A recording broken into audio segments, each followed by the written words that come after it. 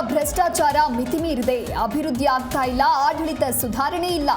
ಸರ್ಕಾರದ ವಿರುದ್ಧ ಶಾಸಕ ಅರವಿಂದ್ ಬೆಲ್ಲದ್ ವಾಗ್ದಾಳಿ.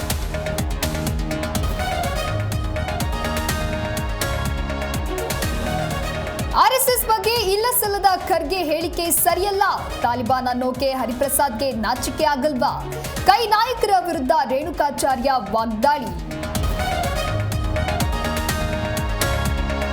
ವಿಜಯಪುರಕ್ಕೆ ಆಗಮಿಸಿದ ರಾಜು ತಾಳಿಕೋಟೆ ಮೃತದೇಹ.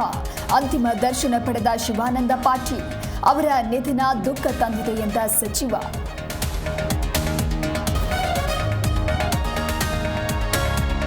ಕೋಟ್ಯಾಂತರ ರೂಪಾಯಿ ಆನ್ಲೈನ್ ವಂಚನೆ ಪ್ರಕರಣ. ಶ್ರೀರಂಗಪಟ್ಟಣದಲ್ಲಿ ಭೈರವ ಎಂಬುವರ ಮನೆಯಲ್ಲಿ ಇಡಿ ತಲಾಶ್. ಅಧಿಕಾರಿಗಳಿಂದ ಮನೆಯವರ ವಿಚಾರಣೆ.